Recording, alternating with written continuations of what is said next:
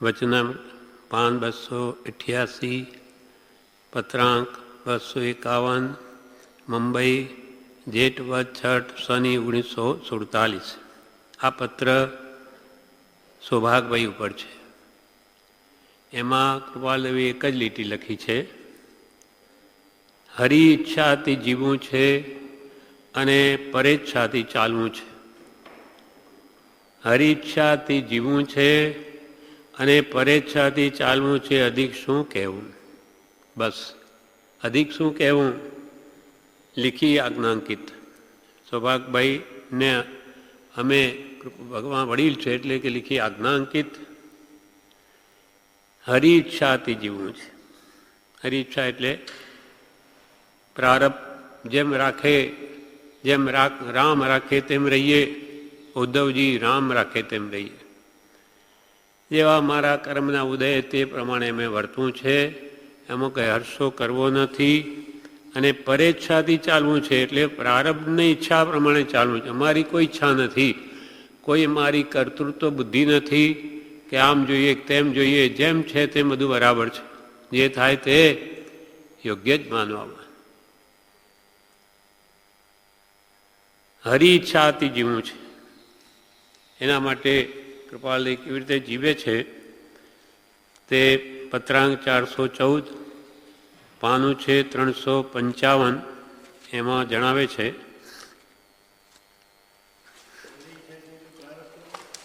હરિ એટલે ઈશ્વર થાય. આમ તો પર શું છે? પ્રારબ્ધ.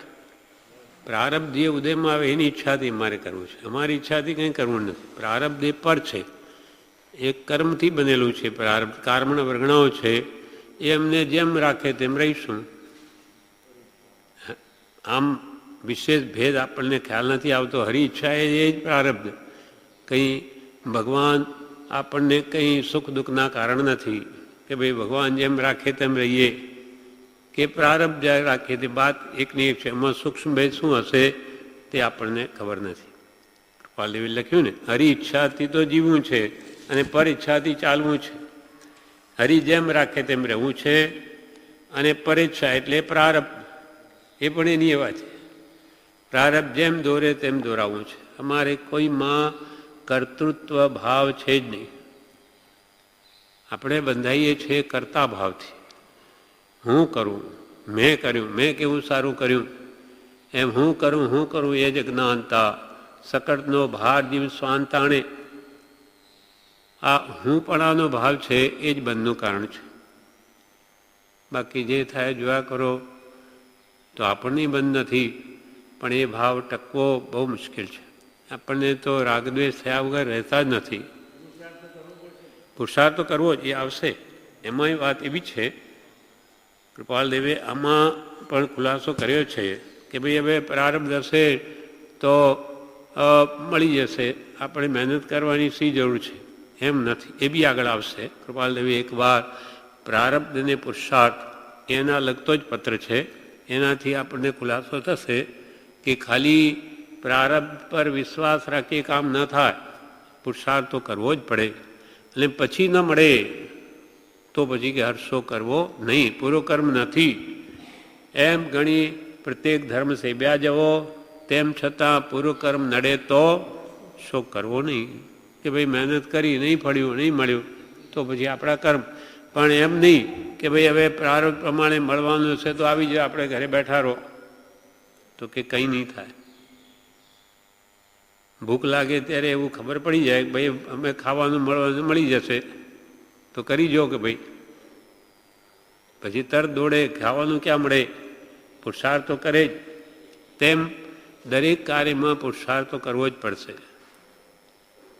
પુરુષાર્થ વગર તો સિદ્ધિ છે જ નહીં. તે પછી વ્યવહારમાં હોય કે પરમાર્થમાં હોય, વ્યવહારમાં પણ આજીવિકા ચલાવવા માટે એને પુરુષાર્થ તો કરવો જ પડે છે.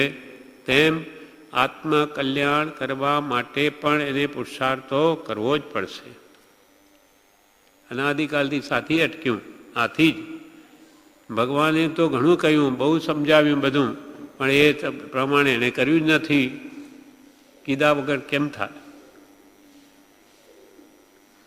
એટલે કૃપાલય કહે છે હરિ ઈચ્છાથી જીવવું છે. હરિ જેમ જીવાડે સુખમાં કે દુઃખમાં તેમ જીવવું છે.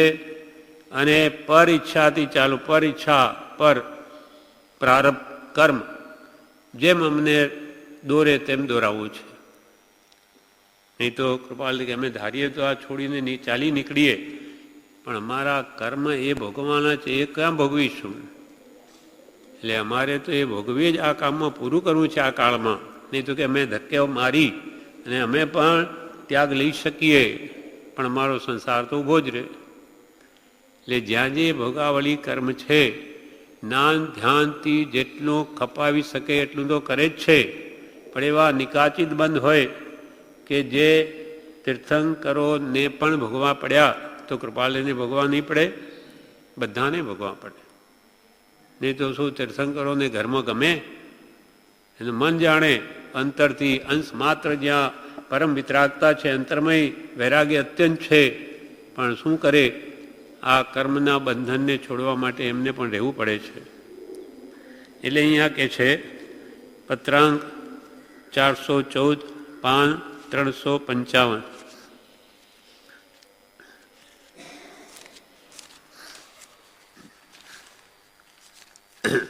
એમાં કહ્યું પત્રાંક 414 મુંબઈ 8/1948 એમાં લખે છે ઓમ જે કંઈ ઉપાધિ કરાય છે તે કંઈ સ્વપણાને કારણે કરવામાં આવતી નથી. કે આટલી બધી ઉપાધિ તમે શું કામ કરો? બધાને કહો છો ત્યાગ કરો, તમે ઉપાધિ કેમ કરો? તો કે જે કંઈ ઉપાધિ કરાય છે તે કંઈ સ્વપણાને કારણે કરવામાં આવતી નથી, અમારા માટે નથી કરતા. કરવામાં આવતી નથી તેમ કરાતી નથી, અમારાથી થઈ શકે એમ નથી. સ્વપણે અમારે કંઈ જોઈતું જ નથી, પણ પ્રારબ્ધને આધીન આ બધું કરવું પડે છે. સ્વપણાને કારણે કરવામાં આવતી નથી. જે કારણે કરાય છે આ ઉપાધિ, જે કારણથી અમે કરીએ છીએ કે કરાય છે તે કારણ અનુક્રમે વેદવા યોગ્ય એવું પ્રારબ્ધ કર્મ છે. અમે એવું પૂર્વે કર્મ બાંધ્યું છે, માટે અમને આ વેદવું પડે છે. જે કંઈ ઉદય આવે તે અવિસંવાદ પરિણામે વેદવું એવું જે જ્ઞાનીનું બોધન છે તે અમારા વિશે નિશ્ચલ છે. જે કંઈ ઉદયમાં આવે સારું કે ખોટું તે બધું અવિસંવાદ પરિણામે, કોઈ જાતનો એમાં અમે સંવાદ કરતા નથી. ખેદ સંભાવે એને ભોગવીએ છે. અને જ્ઞાની પુરુષોનો પણ એ બોધ છે. જ્ઞાની પુરુષોએ પણ એમ કહ્યું કે જે ઉદય આવે તેને ક્ષમતાએ ભોગવી લો, હર્ષો કરોમાં, તો એ દેણું પૂરું થાય છે. એટલે આપણને મુશ્કેલ પડે, પણ જ્ઞાનીઓ તો ઉદય ભોગવે સમકીતી કરે ન નૂતન બંધ મહિમા જ્ઞાન વૈરાગી. જ્ઞાન અને વૈરાગ એટલા ઉત્કૃષ્ટ છે જેના કે આવું બધી ઉપાધિ વેઠતા છતાં એને બંધ નથી, ખાતા છતાં ખાતા નથી, પીતા છતાં પીતા નથી, ભોગવતા છતાં ભોગવતા નથી. આ કોઈ જ્ઞાનીની અંતરંગ રમત જુદી છે, આપણે નહીં સમજી શકીએ. આપણને લાગે એવું કંઈ થાય, આપણે જેમ એમના પર થોભી દઈએ કે ઘરમાં રહીએ તો આપણને કેવો મોહ થાય એમ એમને થતો હશે. તો પ્રભુશ્રી કહ્યું છે કે અમે આ બાળકો સાથે રમત કરીએ છીએ એના ભાવ જાણવા, પણ એમ ન માની બેસવું કે એમને મોહ છે, નહીં તો કે એના ભોગ મળ્યા, એને રખડવું પડશે. અમારે મોહ ન હોય, અમારી રમત અમને કે બહારથી એમ દેખાય પણ અંતર સાવ જુદું છે. તેમ જે કંઈ ઉદય આવે તે અવિસંવાદ પરિણામે વેદવું એવું જે જ્ઞાનીનું બોધન છે, એટલે શિક્ષા છે, તે અમારા વિશે નિશ્ચલ છે. ધડપણે અમે જ્ઞાનીની આજ્ઞાને વળગી રહ્યા છીએ, એટલે તે પ્રકારે વેદીએ છીએ. એટલે સંપરિણામે અમે પ્રારબ્ધને વેદીએ છીએ. તથાપિ જો હવે અંદરની ઈચ્છા ઉપરથી વેદે છે, અંદરની શું ઈચ્છા છે? તથાપિ ઈચ્છા તો એમ રહે છે કે અલ્પકાળને વિશે, એક સમયને વિશે જો તે ઉદય અસત્તાને પામતો હોય તો અમે આ બધામાંથી ઉઠી ચાલ્યા જઈએ એટલી આત્માને મોકળાશ વર્તે છે. એક સમય પણ ઉદય મારો હમણાં પૂરો થઈ જાય, હમણાં નીકળી જઈએ, એક સમય પણ આ સંસારમાં નહીં રહીએ. આ અંતરનું વૈરાગી બોલે છે. છતાં આ પ્રવૃત્તિ કરવી પડે છે, એમનો આત્મા જાણે છે. અને એમ કહે છે કે આંખ પાસે રેતી ઉપાડવા જેવું કામ કરીએ. આ કેટલી કોમળ અંગ છે, એમાં આમ રાખીને આ વજન ઉપાડવું હોય તો આંખને બહુ જોર પડે, આ પાંપણથી. એવું અમને કામ કરવું પડે છે, પણ એ કર્યા વગર છૂટકો પણ નથી. એટલે એ પ્રકારે અમે વેદીએ, કેમ કે જ્ઞાનીનું આજ બોધન છે, અમને વિશે અમારા વિશે નિશ્ચલ છે, એટલે તે પ્રકારે વેદીએ છે.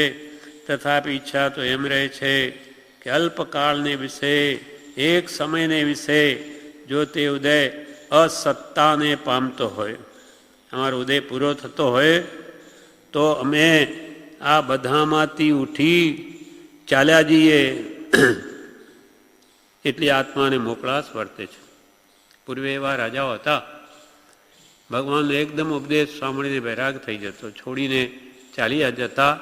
પૂર્વનું આરાધક પણ હતું. એટલે ચક્રવર્તીઓ જેવા એકદમ શું એની રિદ્ધિ, એના આગળ આપણી પાસે શું છે, કંઈ ન મળે તોય આપણે છોડવા તૈયાર નથી. અને જેની 96,000 રાણી કહે છે, એક મત 64,000 કહે છે, દિગંબર 96,000 કહે છે, તો શ્વેતાંબર 64,000 કહે છે. પણ 64,000 શું રાણીઓ, તો એના પુત્રો કેટલા, કેટલો મોટો પરિવાર, એ મોહનું કેટલું પ્રબળ નિમિત્ત છે. અને કેટલી રાજ્ય રિદ્ધિ, 32,000 બુકડબંધી રાજાઓ, જેના સેવક, 9 નિધાન, 14 રત્નના ધણી, એક ક્ષણમાં બધું મૂકીને ચાલ્યા જાય. કેટલું પૂરું આરાધક પણ હશે. એવા જીવો હતા પહેલાં. તે કૃપાલ કે અમને તો એક સમય આ ઉદય સંપ્રાપ્ત થાય તો આ ઊભા નહીં રહીએ, તરત જ નીકળી જઈએ એટલી આત્માને મોકળાશ વર્તે છે. એટલે અમારી તૈયારી છે અંદરથી, અમને કોઈ મોહ નથી.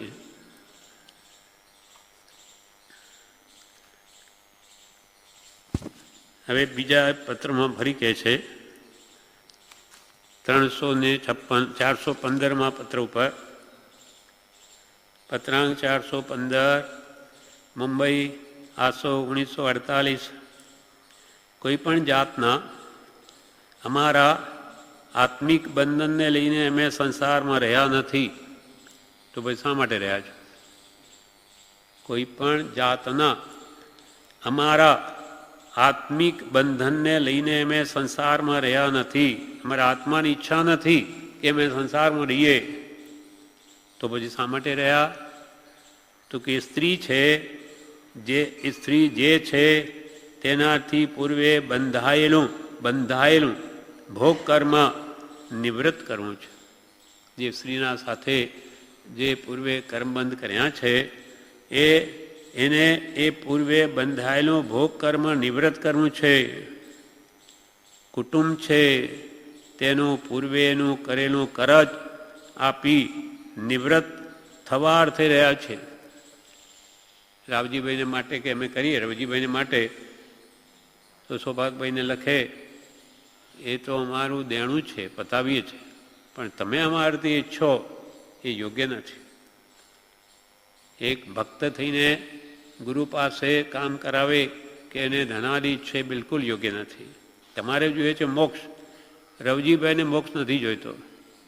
એમને તો કે આપણી સ્થિતિ કેવી થશે, તો કે હા સુધરશે, એમને એ જોઈએ છે. અને અમારે પૂર્વનું ઋણ છે એ પતાવીએ છે. રેવાશંકર છે તેનું અમારા પ્રત્યે જે કંઈ માંગણું છે પૂર્વનું, તે આપવાને રહ્યા છીએ. તે સિવાયના જે કંઈ પ્રસંગ છે તે તેની અંદર સમાઈ જાય છે. પછી ભાઈના હોય, બહેનના હોય, જે કંઈ પણ સંબંધ બાકીના છે બધા એમાં સમાઈ જાય છે. એના માટે અમે રહ્યા છીએ. તનને અર્થે આ શરીરની સુખાકારી માટે કે ભાઈ ત્યાગ લઈએ તો આપણને તકલીફ પડે ખાવા પીવાની, એના માટે નહીં.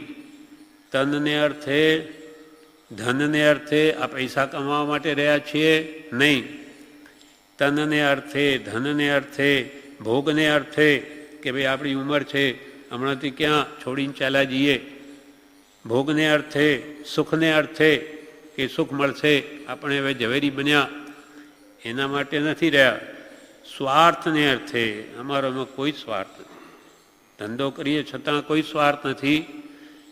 સ્વાર્થને અર્થે કે કોઈ જાતના આત્મિક બંધનથી અમે સંસારમાં રહ્યા નથી. હવે આ વાત કોણ સમજી શકે? તમે ઉપરથી ઝવેરી છો, પૈસા કમાવો છો, બધી લેણ દેણ કરો છો, અને અમે તો કે કંઈ માટે રહ્યા નથી, શાના માટે રહ્યા છો? આ બધું આ દેણું પતાવવું છે બધું.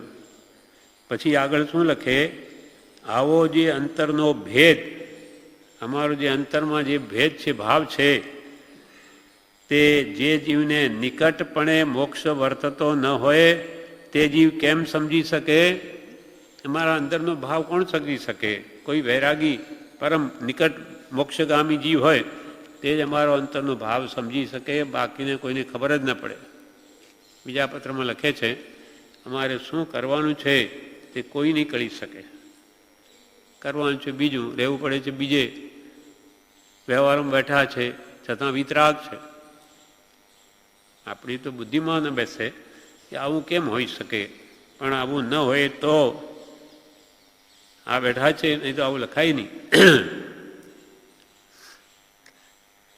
તે અમે તનને અર્થે, ધનને અર્થે, ભોગને અર્થે, સુખને અર્થે, સ્વાર્થને અર્થે કે કોઈ જાતના આત્મિક બનતી અમે સંસારમાં રહેવાથી આવો જે અંતરનો ભેદ, તે જે જીવને નિકટપણે મોક્ષ વર્તતો ન હોય તે જીવ કેમ સમજી શકે? દુઃખના ભયથી પણ સંસારમાં રહેવું રાખ્યું છે એમ નથી કે ભાઈ પછી આપણે દુઃખ લાગશે છોડી દઈશું તો. દુઃખના ભયથી આ સંસારમાં રહેવું રાખ્યું છે એમ નથી. માન અપમાનનો તો કંઈ ભેદ છે તે નિવૃત્ત થઈ ગયો છે. અમને કોઈ માન અપમાન નહીં માટે કે ભાઈ પૈસા કમાવીએ તો લોકો માન આપે, કેમ કે ગ્રસ્તની કિંમત તો પૈસાથી છે. પૈસા હોય તો કોઈ ભાવ પૂછે, નહીં તો કોઈ ભાવ જ નહીં પૂછે. એક શેઠ હતા, પહેલાં તો બધા ભાવા કરે, શેઠ તરત જ સામે મળે ત્યારે હાથ જોડે પરિચય રાખવામાં થાય. પણ જ્યારે એક સમય એવો આવ્યો, પાપનો ઉદય આવ્યો, બધું જતું રહ્યું, પછી તો રસ્તામાં કોઈ બોલાવી નહીં, આમું નહીં જોઈએ, આ તો દિવાળીઓ થઈ ગયો.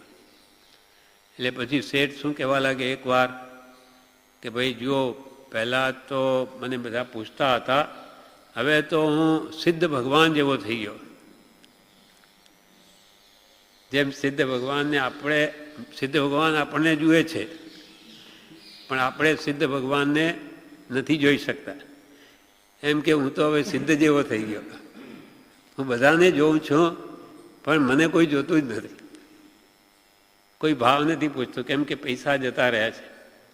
સમાજમાં પૈસાની કિંમત છે, ત્યાં ગુણના ભાવ કોણ પૂછે? એમ અહીંયા પ્રભુશ્રી કે કૃપાલય કહે, દુઃખના ભયથી મેં સંસારમાં રહેવું રાખ્યું છે એમ નથી. માન અપમાનનો તો કંઈ ભેદ છે તે નિવૃત્ત થઈ ગયો છે. પાન 461 ઉપર જણાવે છે,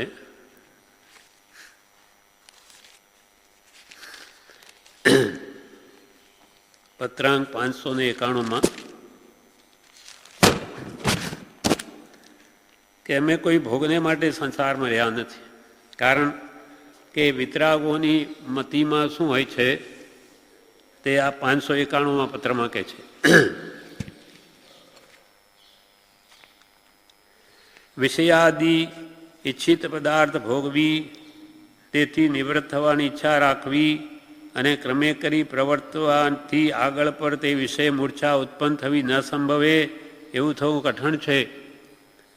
કે ભાઈ આપણા મનમાં જે 5 ઇન્દ્રિયના વિષયો ઉઠે ને, ભોગવી લેવા, બસ ભોગવ્યા પછી આપણે ઈચ્છાઓ અંદરથી છૂટી જશે એમ નથી, કોઈ કાળે નહીં છૂટે. એ તો જેમ જેમ ભોગવે તેમ વધે. વિષયાદિ ઈચ્છિત પદાર્થ ભોગવી એટલે કે ભુક્ત ભોગી થઈ, તેથી નિવૃત્ત થવાની ઈચ્છા રાખવી અને તે ક્રમે તે પ્રમાણે પ્રવર્તવાથી આગળ પર તે વિષય મૂર્છા ઉત્પન્ન થવી ન સંભવે એમ થવું કઠણ છે. કેમ કે જ્ઞાન દશા વિના વિષયનું નિર્મૂળપણું થવું સંભવતું નથી. આત્મજ્ઞાન થઈ જાય તો પણ અંદરથી વિષયો બધા જતા રહે એમ નથી. ઘણોમાં ઓછો થઈ જાય, પણ ખરેખર વેદોદયનો અંત તો 9મા ગુણસ્થાનકે થાય છે. ઠેઠ 9મા મુનિપણું આત્મજ્ઞાન સહિત એ 6ઠ્ઠું ગુણસ્થાનક છે. શ્રેણી માંડે, શ્રેણીમાં વેદનો ઉદય જાય છે. ત્યાં સુધી તો વેદોદય અંદર હોય છે પડેલો. તેમ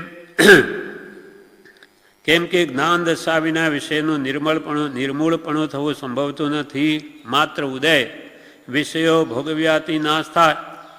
આપણે જે વિષયોનો ઉદય આવ્યો 5 વિષયોનો, એ ભોગવવાથી 5 વિષયો ભોગવવાથી એ પૂરું થાય, એ કર્મ પૂરું થયું. પણ જો જ્ઞાન દશા ન હોય તો ઉત્સુક પરિણામ વિષય આરાધના ઉત્પન્ન થયા વિના ન રહે.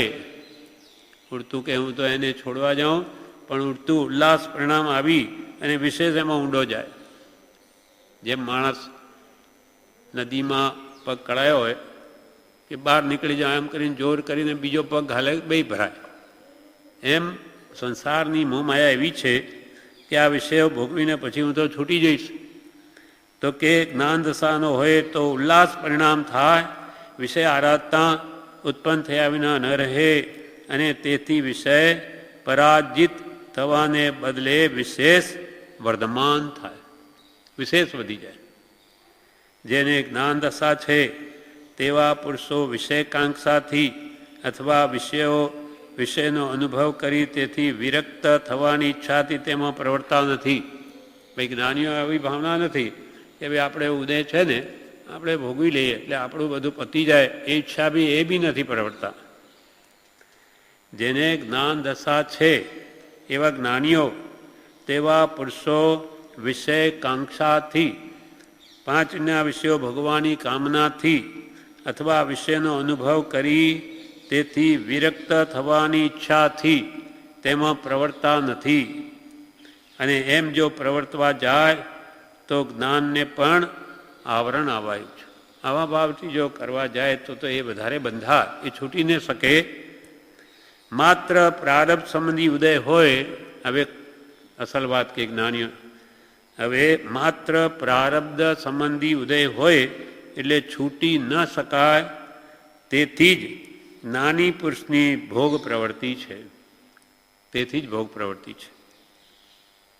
તે પણ પૂર્વ પશ્ચાતાપવાળી, આગળને પાછળ પશ્ચાતાપ હોય ને, અને મંદમાં મંદ પરિણામયુક્ત, પાછા ભાવ પણ આપણા જેવા નહીં, મંદમાં મંદ પરિણામયુક્ત હોય છે.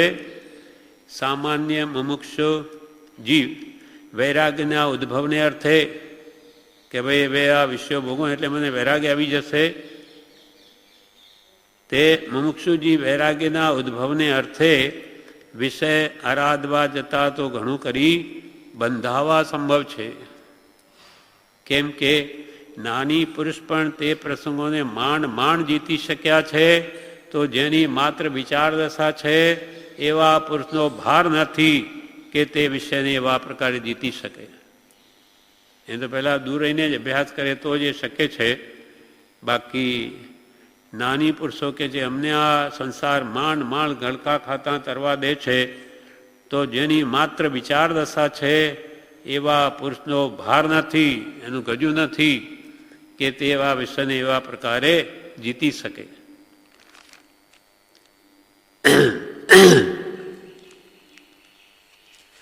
જ્ઞાન દશા જિનકે ઘટ જાગી તેજ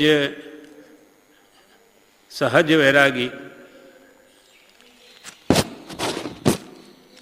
અંતરમાં જેને જ્ઞાન દશા પ્રગટ છે તેની સહેજે વૈરાગ્યમય દશા રહે છે. પ્રવૃત્તિ જુદી વાત છે, કર્મને આધીન, પણ અંતર સાવ જુદું હોય. એટલે અહીંયા કૃપાલદેવે કહ્યું કોઈ પણ જાતના આત્મિક બંધનને લઈને અમે સંસારમાં રહ્યા નથી. સ્ત્રી જે છે તેનાથી પૂર્વે બંધાયેલું ભોગ કર્મ નિવૃત્ત કરવું છે, કુટુંબ છે તેનું પૂર્વનું કરેલું કરજ આપી નિવૃત્ત થવા અર્થે રહ્યા છીએ. રેવા શંકર છે તેનું અમારા પ્રત્યે જે કંઈ માંગણું છે તે આપવાને રહ્યા છીએ. તે સિવાયના જે પ્રસંગો છે તેની અંદર સમાઈ જાય છે. તનને અર્થે, ધનને અર્થે, ભોગને અર્થે, સુખને અર્થે, સ્વાર્થને અર્થે કે કોઈ જાતના આત્મિક બંધથી અમે સંસારમાં રહ્યા નથી. આવો જે અંતરનો ભેદ તે જે જીવને નિકટપણે મોક્ષ ભરતો ન હોય તે જીવ કેમ સમજી શકે?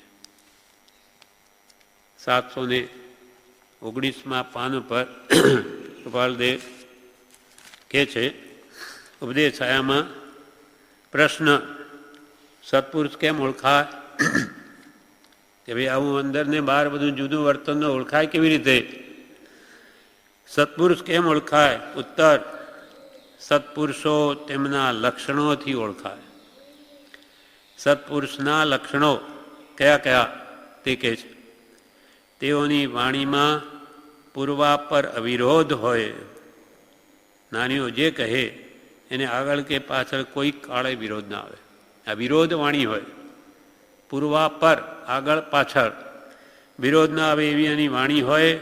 આ જ્ઞાનીનું લક્ષણ છે. તેઓ ક્રોધનો જે ઉપાય કહે તેથી ક્રોધ જાય, માનનો જે ઉપાય કહે તેથી માન જાય. આનું દ્રષ્ટાંત પ્રભુશ્રીજી પોતાના ગુરુ હરકચંદજી મહારાજના કહેવાથી 5 વર્ષ સુધી ઉપવાસ કર્યા, એકાંતરા.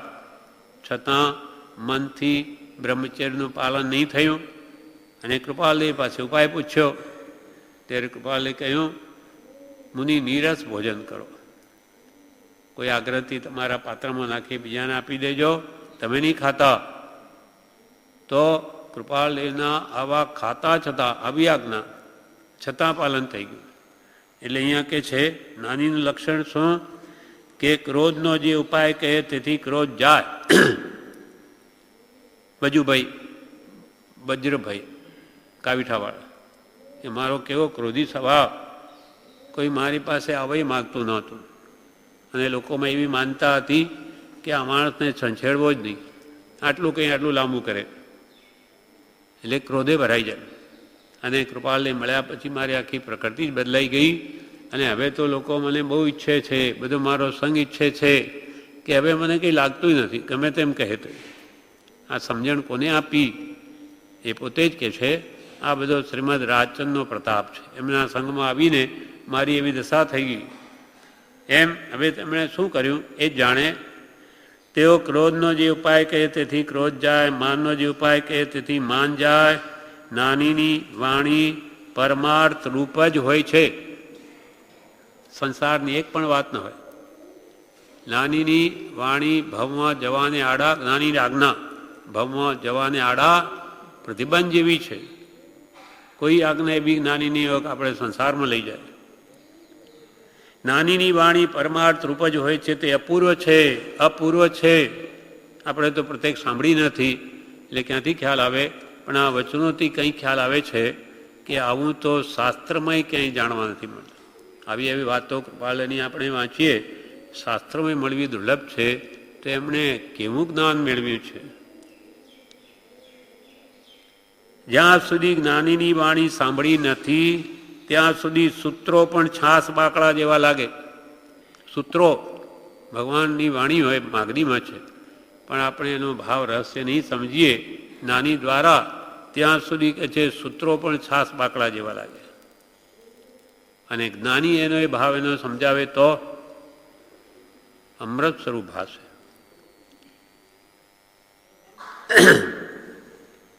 પેલી વાત આવે છે, દેવગણજી પૂછ્યું પ્રભુશ્રીને, અરે કૃપાલદેવને, કે આ સમ્યક દ્રષ્ટિની ક્રિયા અફળ અને મિથ્યા દ્રષ્ટિની ક્રિયા સફળ, આમાં કંઈ ભૂલ લાગે છે શાસ્ત્રમાં? તો કૃપાલ કે ભૂલ નથી, બરાબર છે. સમ્યક દ્રષ્ટિને જે એની ક્રિયા કરે તેનું સંસારનું ફળ નું બેસવા પણ નથી, એને સંસારનું ફળ આવતું જ નથી, માટે સમ્યક દ્રષ્ટિની ક્રિયા અફળ છે. અને મિથ્યા દ્રષ્ટિ જે કંઈ પણ કરે, ભલે તનથી, મનથી કે વચનથી, એને સંસારું ફળ આવે જ, માટે એની ક્રિયા સફળ છે, ફળ સહિત છે. હવે આવું નાનીની વાણી આ સૂત્રનો અર્થ સમજાવ્યો ત્યારે દેવકણજીને થયું કે ઓ બહુ વિદ્વાન છે. પહેલાં તો એમ માનતા કે શ્રીમદજી એથી વિશે શું કહેવાના છે, શાસ્ત્રો મેં બધા વાંચ્યા છે, પ્રભુશ્રી ઘણીવાર કે લઈ જવા માટે એમને ગળે ઉતરે નહીં. કૃપાલને પણ ના પાડે, કૃપાલને પાસે લાવવાનું કે ના પાડે કે એમની યોગ્યતા નથી, મતલબ એ આવીને શું કરશે, એના ગળે ઉતરશે નહીં વાત. એના અંદરમાં તો એમ છે હું જાણું છું, મને બધી ખબર છે, બધા શાસ્ત્રો મેં વાંચ્યા છે, એથી વિશેષ શું કહેવાના છે. પણ જ્યારે એવા ચમત્કાર થયા ત્યારે એમને લાગ્યું કે આ કંઈ બહુ વિદ્વાન પુરુષ છે, આ રહસ્ય જાણે છે એનું વાણીનું. એટલે કેવું શાસ્ત્રમાં માર્ગ કયો છે, પણ મર્મ તો સત્પુરુષના અંતર આત્મામાં રહ્યો છે. એટલે જ્યાં સુધી જ્ઞાનીની વાણી સાંભળી નથી ત્યાં સુધી સૂત્રો પણ છાસ બાકડા જેવા લાગે, નીરસ લાગે. આ પ્રમાણે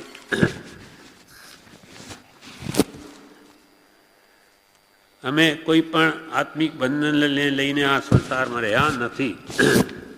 એટલે હરિ ઈચ્છાથી જીવવું છે ને પર ઈચ્છાથી ચાલવું છે. અધિક શું કહેવું, અમારે કંઈ બીજું કંઈ કરવું જ નથી. જેમ પ્રારબ્ધ દોરે તેમ દોરાઈએ છે અને એની ઈચ્છા પ્રમાણે તો જીવવું છે. અમારે કોઈ મારું કર્તૃત્વ પણ ચલાવવું જ નથી. બળી 670 પાન ઉપર વચનામૃતમાં જણાવે છે, ઉપદેશ નોંધમાં પ્રારબ્ધ અને પુરુષાર્થ. પ્રારબ્ધ અને પુરુષાર્થ. મુંબઈ કાર્તિકવદ 12/1956. પ્રારબ્ધ અને પુરુષાર્થ એ શબ્દ સમજવા જેવા છે. પ્રારબ્ધ અને પુરુષાર્થ એ શબ્દ સમજવા જેવા છે. પુરુષાર્થ કર્યા વિના પ્રારબ્ધની ખબર ન પડી શકે. તમે જ્યાં સુધી પુરુષાર્થ ન કરો ત્યાં સુધી તમારું પ્રારબ્ધ કેવું છે ખબર ન પડી શકે. તે થશે ને હશે તે થશે એમ કહી બેસી રહે કામ ના આવે. કે ભાઈ આપણા નસીબમાં ધન લખ્યું હશે તો આવી જશે, મહેનતની શી જરૂર છે, પ્રારબ્ધમાં લખ્યું હશે તો મળી જશે. તો કે કંઈ ન મળે. તો પછી એને એમ કહ્યું કૃપાલ દેવે, તો કે ભાઈ તું એમ કર, ઘરે બેસી રહે, તારે જો આ મોઢામાં કોળિયો આવવાનો હશે તો આવી જશે, તારે ક્યાંય જવાની શી જરૂર છે, પેટ ભરાવાનું છે ભરાઈ જશે. આમ કરીને બેસી રહે તો ખબર પડે કે કોળિયો મોઢામાં આવે છે કે નહીં. તેના માટે તો કેટલી મહેનત કરવા દોડે કે મહેનત વગર પેટ થોડું ભરાય. તો પછી ધર્મના કામમાં કર્યા વગર કેમ થાય. પ્રારબ્ધ અને પુરુષાર્થ એ સમજવા જેવા છે. પુરુષાર્થ વિના પ્રારબ્ધની ખબર ન પડી શકે. નિમિત્ત માત્ર પુરુષાર્થ રાખો. જેમ કે આજીવિકા ન ચાલતી હોય તો નિમિત્તરૂપ કંઈ ને કંઈ રાખે, ધંધો રાખે કે નોકરી, પછી જે મળવાનું હોય તે મળે, તેમાં સંતોષ રાખે. પ્રારબ્ધમાં હશે તે થશે એમ કંઈ બેસી રહે કામ ના આવે. નિષ્કામ પુરુષાર્થ કરવો. નિષ્કામ. પછી કે ભાઈ હું મહેનત કરું એટલે મને બધું મળવું જોઈએ, ન પણ મળે. તારા કર્મ ન હોય ન પણ મળે. અને પુણ્યમાં હોય તો અલ્પ પુરુષાર્થ નિમિત્તથી પણ મળી આવે. નિષ્કામ પુરુષાર્થ કરવો. પ્રારબ્ધને સંપરિણામે વેદવું. પ્રારબ્ધ ઉદય જે આવે તેને તો સમતાએ જ ભોગવો. ભોગવી લેવું એ મોટો પુરુષાર્થ છે. જે ઉદયમાં આવી ગયું, સુખમાં તો કોઈ ભગવાનને યાદ ન કરે, દુઃખમાં એને થાય કે આ મને ક્યાંથી આવ્યું. પણ સુખમાં એમ નથી થતું કે મને એટલું સુખ ક્યાંથી મળી ગયું. કંઈ પૂર્વે કર્યું મેં સારું એવું તો મને એ ભાવ થતો નથી. પણ દુઃખ થાય ત્યારે ભગવાન યાદ આવે. એટલે કે દુઃખમાં ભગવાન સાંભળે અને સુખમાં સોની સાંભળે. એ દાગીના કઢાવી લઈએ, થોડા પૈસા ઘણા છે ને, સોનું લઈને મૂકી દઈએ અંદર, કામ લાગશે, પૈસા છે. ત્યારે એને એવું સૂજે, પણ આ સુખનું કારણ પણ સત્પુરુષ છે એને ક્યાં ભાન છે? પ્રારબ્ધને સંપરિણામે વેદમાં ભોગવી લેવું, દુઃખ આવે પણ ભોગવી લેવું ક્ષમતાએ, એ મોટો પુરુષાર્થ છે. ત્યાં નિર્જરા પણ બળવાન છે. સામાન્ય જીવ સંપરિણામે વિકલ્પ રહિતપણે પ્રારબ્ધ વેદી ન શકે, વિષમ પરિણામ થાય જ. માટે તે ન થવા દેવા, ઓછા થવા ઉદ્યમ સેવવો, સમપણું અને વિકલ્પ રહિતપણું સત્સંગથી આવે અને વધે. સામાન્ય માણસ આવા દુઃખના પ્રસંગોને સંભાવે ભોગવી ન શકે તો કે શું કરવું? છતાં પણ તે સંભાવ લાવવા ઉદ્યમ તો કરવો જ, પુરુષાર્થ તો કરવો. તો કેટલો લાભ થાય? ગૃહસ્થને ઘરમાં ઘણી જાતની આપત્તિઓ આવે છે, જાત જાતના પ્રસંગો ઊભા થાય, પણ એને જો ક્ષમતાએ ભોગવી લે તો બળવાન નિર્જરા થાય, ખૂબ કર્મો નિર્જરી જાય ઘરમાંય. એટલે પ્રભુશ્રી કહે કે એ શબ્દ કોઈ ગાળ દે કે ગમે તેમ બોલે અને આપણે કે મનમાં પણ ન લગાડીએ, ભલે એને મોઢેથી કંઈ પાછો જવાબ ન આપીએ પણ મનમાં પણ એને સવળું લઈ લઈએ કે ભલે એને કહ્યું મારા જ કર્મનો ઉદય હશે એટલે એને ભાવ ઉપજ્યો છે મને આવું કહેવાનો, એનો કોઈ દોષ નથી. પ્રભુ કે બધા જીવ તો રૂડા જ છે, આ તો કર્મ કૂડા છે. એને બિચારાને કર્મનો ઉદય આવે એટલે કંઈ બોલી લીધું, શું બોલ્યો ભલે ને, હું શું કામ એને દુઃખી કરું, હું બોલીશ તો એને વધારે દુઃખ થશે. આવો જો ભાવ આપણે મનમાં આણી લઈએ તો 6 મહિના ઉપવાસ જેટલું ફળ થાય. કેટલો મોટો લાભ! આમ ઉપવાસ કરવા એઠાઈ કરવી હોય તો એક વચન મનમાં પણ લાવ્યા વિના ઉડતો એનો ગુણ જુએ અને ક્ષમતાએ પી જાય, બસ 6 મહિના જેટલો લાભ છે. તો કે કેટલી બળવાન નિર્જરા, કેટલો મોટો પુરુષાર્થ! સામાન્ય માણસનું કંઈ કામ નથી કે ભાઈ જે આવે ભલે ને કહ્યું પ્રજ્ઞાપૂર્વક સરળતા સેવાઈ હોય એ પણ સામે જવાબ આપી શકે, જે શકો તૈસા, પણ નહીં. આ ભગવાનનો ધર્મ નથી. ભગવાનનો ધર્મ તો ખુમી ખૂંદો. પ્રભુશ્રી શબ્દ આ વાપરે હંમેશા. સહન કરવાનું શું કે સંભાવે ખમી ખૂંદો, પ્રભુ ખમી ખૂંદો, જે આવે સહન કરો. તો તે ક્ષણ શાંતિ રોકડી હોય સાહેબ, તે જ વખતે શાંતિ રાખી કે આપણે સુખી થઈ ગયા, આપણે સુખી થયા, સામાન્ય સુખી કર્યો. આપણે સામાન્ય બોલીએ તો એને પણ જે પારો ચડી ગયો છે ક્રોધનો એ નીચે ઉતરવા માંડે, કેમ કે પાછો જવાબ મળતો નથી. આવો પણ આ મોટો પુરુષાર્થ છે. આવી રીતે જે સંભાવ કેળવે તો એ ગમે તે સ્થિતિમાં ઘરમાં રહ્યા ત્યાંય છૂટે છે. એટલે હા, આપણે અભ્યાસ કરવાનું કહ્યું. પુરુષાર્થ તમે કહ્યું ને, પુરુષાર્થ તો કરવો જ પડે. પુરુષાર્થ કરીએ થોડે થોડે આગળ વધાય. એકદમ બોલી જવાય માનો, પછી તરત આપણે પશ્ચાતાપ થવો જોઈએ કે મારી ભૂલ થઈ હો, મારે જવાબ ન આપવો, છતાં હું નહીં રોકી શક્યો, ભૂલાઈ ગયો, ખોટું થયું છે. ખોટું થઈ જીવ તો હજુ ભૂલે છે. આપણા આત્માને કહેવું અને સામેથી એની માફી માંગે, માફી માંગી લેવી. તો શું થાય? એ કામ, એ કર્મ ત્યાં જ છૂટી ગયો. અને રોજ ટોકતા રહીએ તો ભલે એક આની રૂપિયામાં આની ફરક પડે, બીજી વાર થોડું બ્રેક લાગે. આમ કરતાં કરતાં ખૂબ ખૂબ પસ્તાપો એને થશે. એટલે એને જ મનમાં થશે કે હવે જવા દે, આમાં કરીને પછી હું દુઃખી થઈશ, એના કરતાં મારે કરવું જ નથી. ભલે ગમે તેમ કે મારે ક્યાં ચોટે. નાની પુરુષે તો ક્યાં સુધી કહ્યું કે એ મને ગાળ દે પણ એ મને જોતો જ નથી, મને શું ગાળ દે? મને ના દેખતા લોકો શત્રુ મિત્ર ન થાય કો, મને જે દેખનારા તે શત્રુ મિત્ર ન થાય કો. એ લોકો મને, નાની પુરુષો પોતે આત્મા અનુભવ કર્યો છે, એ આત્માને જ પોતાનો માને છે. એક આ સંસારી જીવો તો મને જોતા જ નથી, તો મારા શત્રુ કેવી રીતે હોઈ શકે? અને જે ખરેખર મને જુએ છે એવા જ્ઞાની પુરુષો એ તો કોઈના શત્રુ કે મિત્ર થતા પણ નથી. તો મારે ચિંતા ફિકર શું છે? સદા આનંદમાં કેમ ન રહું? એમ જ્ઞાનીઓની મતિ હોય આપણને સુજાડે છે કે તમે પણ એવો સંભાવ કેળવો તો તમે હંમેશા સુખી રહી શકો. દુનિયા તમને કોઈ દુઃખી કરી જ નહીં શકે. કે મારે કંઈ ચોંટતું જ નથી. એને બે શબ્દ કે મારે કંઈ ચોંટી ગયા, ઉડતું એનું મોઢું બગડ્યું છે, એને દુઃખ થયું છે, ભગવાન એની સદબુદ્ધિ આપો, શાંતિ કરો એની. એમ આપણે ક્ષમતા રાખીએ તો એને ક્રોધને શીતળતા જેવું કામ થાય. પ્રભુ શ્રી કહે, પ્રભુ જાણ આગળ અજાણ થઈએ, તત્વ લઈએ તાણી, અને આગલો થાય આગ તો આપણે થઈએ પાણી કે ઘાસલેટ.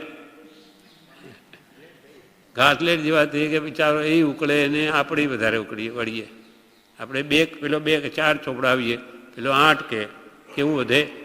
એમ કરતાં વેરનું રૂપ લઈ લે. આપણે ગમ ખાઈ લઈએ, તત્ક્ષણ સુખી, એ પણ બિચારો સુખી. એટલે જ્ઞાનીઓની દરેક શિક્ષા આપણને સુખ જ આપે. બાકી મોક્ષ કોણે જોયા? આજે જ્ઞાનીઓ બતાવે ને પ્રત્યક્ષ સ્વર્ગનું સુખ અહીંયા છે. આવી જો ગુણોની આપણે આદત કેળવી લઈએ, જેમ કે ક્રોધ, આમાં ક્ષમા. ક્રોધ સુખરૂપ કે ક્ષમારૂપ સુખરૂપ? એ વિચારને આપણને લાગે કે સમાજ સુખરૂપ છે તો ક્રોધ ઘટાડવાનો પ્રયત્ન કરીએ તો અહીંયા જ સુખી, આપણા માટે કોઈ દુઃખ નહીં. અને આ ભાવમાં જે સુખી તે ભવભાવ સુખી. આ ભાવમાં ક્રોધ ન કરે, વેર ન બંધાય તો આવતા ભાવમાં સુખી. તેમ માન હોય, હવે માન મોટાઈ આપણે બહુ ઈચ્છીએ કે બધા માન આપે અને કોઈ ભાવે નહીં પૂછે આપણો માન, તો દુઃખ થાય. પણ મારે શું ભાવ? મારે કંઈ ભાવ પૂછાવા જેવું મારામાં શું છે? પૂજવા યોગ્ય માન લાયક તો જ્ઞાની પુરુષ છે. આપણામાં તો હું તો દોષ અનંતનું, મારામાં માન છે જેવા એક ગુણ પણ નથી મારા. ઈશ્વરજીજી મહારાજ કહે છે કે જ્યાં સુધી સમ્યક દર્શન પ્રગટ ન થાય ત્યાં સુધી વાસ્તવિક રૂપમાં એક ગુણ પણ પ્રગટ થતો નથી. એક ગુણ પણ નથી પ્રગટ સહી રૂપમાં. તો ભાઈ શાનું અભિમાન કરે? આવા જ્ઞાનીના આપણે વચનોને વિચારીએ તો આપણને તત્ક્ષણ અહીંયા જ સુખ પ્રાપ્તિ થાય. હવે માયા કપટ ત્રીજું, માયાનો વિપરીત સરળ ભાવ. માયા કરીએ તો સામાન્ય ખબર નહીં પડે. મારા મનની વાત બોલવામાં કે બીજું બોલું, કરવામાં ત્રીજું કરું, કેટલું છુપાવું નહીં કેટલું કરું, તો આ બંધન કોણે અને દુઃખી કોણ થાય? પોતે જ. પણ સરળ ભાવને સ્પષ્ટ છે એના તો મનમાં તે જ વચનમાં, વચનમાં તે જ વર્તનમાં. એને ભય શું છે? તત્ક્ષણ સુખી થાય. તેવો લોભ કસાય છે, આપણને ઘણો પીડે, બધું મને મળી જાય, કરોડો મળે, નહીં મળે એમ ઈચ્છવાથી. તો કે મને જે મળે બહુ છે, બહુ છે. 500 મળતા બહુ છે, પેટ ભરાય છે. 5000 મળે તો બહુ છે, 50,000 મળે તો બહુ છે, 5 લાખ મળે તો બહુ છે. અને નહીં મળે તોય શું છે? ભૂખે તો મરતો નથી, બહુ છે. એમ જે સંતોષ રાખવાનો જેને અભ્યાસ પડી જાય તે તો તત્ક્ષણ સુખી. સંતોષી નર સદા સુખી અને તૃષ્ણાવાળો નર નિત્ય ભિખારી. પછી ભલે ને એની પાસે 5 કરોડ હોય, પણ છે મારી પાસે એટલા, પણ મારા ભાઈ પાસે 10 કરોડ છે. એટલે મારે ક્યારે થશે? હવે એનો ક્યારે પાર આવે? એટલે આમ મનથી આપણે દુઃખી થયા કરીએ તો કોઈ એને સુખી ન કરી શકે. ને કૃપાલી તો કહે કે જન્મ મરણ કોના? જે તૃષ્ણા રાખે છે તેના. જેની વિશેષ તૃષ્ણા, એના જન્મ મરણ વધારે. અને કંઈ માગવાથી તો મળતું નથી, તો ભાઈ શું કામ એવી ભાવના કરવી? જેથી અહીંયા દુઃખી થયા આવતા. એટલે એમ આપણે શું કે સંતોષ રાખો તો તમારા આ ભવમાં સુખી, પર ભવમાં સુખી. એમ કશાયોને જે ઘટાડે સદવિચારથી બધું થઈ શકે. પુરુષાર્થ જોઈએ. એમ કૃપાદેવે કહ્યું, પ્રારબ્ધને ભોગવી લેવું એ મોટો પુરુષાર્થ છે. સામાન્ય જીવ સમપરિણામે વિકલ્પ રહિતપણે પ્રારબ્ધ ભેદી ન શકે, વિષમ પરિણામ થાય જ. માટે તે ન થવા દેવા, ઓછા થવા ઉદ્યમ સેવો, પુરુષાર્થ કરવો. તો કે પુરુષાર્થ કેમ નથી ઉપડતો? તે કે છે સમપણું અને વિકલ્પ રહિતપણું સત્સંગથી આવે અને વધે. लाख दुखों की एक दवा है સત્સંગ. એનાથી બધા ગુણો આવે ને વધે. એકમાત્ર સૌથી સહેલો, સૌથી પહેલો અને સૌથી છેલ્લો સત્સંગ સર્વ દુઃખોનો એક જ ઉપાય છે. તે કે છે સમપણું, સંભાવ અને વિકલ્પ રહિતપણું સત્સંગથી આવે. કેમ કે સત્સંગમાં આપણને સમજ મળે છે નાની પુરુષના બોધથી. એટલે બોધથી માણસ બધા તરી ગયા છે. સમજે સાર સંસાર મેં સમજુ ટાળે દોષ, સમજ સમજ કર જીવ હી ગયા અનંતા મોક્ષ. સમજ ક્યાંથી આવે? સત્પુરુષના બોધથી. એના સિવાય ક્યાં છે સાચું જ્ઞાન? બધું જ ઊંધું છે. સંસારમાં બધું ઊંધું, જ્યારે જ્ઞાનીનું બધું જ સવળું કહેવું. એમ સંપૂર્ણને વિકલ્પ રહિત પણ સત્સંગથી આવે અને વધે. આ પ્રમાણે આ પત્રાંક 251 કૃપાલદેવે કહ્યું, ઈચ્છાથી હરિ ઈચ્છા, હરિ પરમાત્માની જેવી ઈચ્છા. પરમાત્માની ઈચ્છા હંમેશા એવી છે કે તમે સુખી જ રહો. અથવા આપણે એમ સમજવું, હરિ એટલે આત્મા આપણો, એ પરમાત્મા છે. હવે એની જેવી ઈચ્છા, એણે જે કર્મ બાંધ્યા છે તે મારે જ ભોગવવાના. મારા કર્મ કોને બાંધ્યા? આ મારા હરિએ. મારો હરિ જેવા આગલામાં બાંધ્યા એટલે ભોગવશે. હવે હરિ ઈચ્છાથી બસ જીવું છે. જેવા કર્મ મેં બાંધ્યા એ પ્રમાણે જીવું છે. અને પર જે કર્મ એ પર છે, પૂતગલ વર્ગણાઓ છે એ પર છે, એની ઈચ્છાથી ચાલવું છે. હરિએ જેવા કર્મ બાંધ્યા, મારા આત્માએ જેવા જે પ્રમાણે હવે જીવવું છે. અને આ કર્મણ વર્ગણાઓ જે મને બંધાઈ ગઈ એ મને જેમ ચલાવે તેમ ચાલવું છે. પણ સંભાવે, કે જેથી ફરી નવા ન બંધાય. હરિ ઈચ્છાથી જીવવું છે અને પર ઈચ્છાથી ચાલવું છે. અધિક શું કહેવું? લીખી આજ્ઞાંકિત. લીખી આપનો આજ્ઞાંકિત. સૌભાગભાઈને કહે છે. સૌભાગભાઈને કૃપાલ પ્રત્યે અનન્ય ભક્તિ છે. એટલે ભક્ત ભગવાનને પણ પ્રિય છે. કેમ કે એ ભાગવતી ગતિને પામશે. ભક્ત છે માટે સાચો મોક્ષને પામશે. અને જ્ઞાનીઓને એમનું આચરણ જોઈને ભક્ત પ્રત્યે પણ પ્રેમ આવે છે. આ પ્રમાણે આ પત્ર પૂરો થયો. વિશેષ આપણે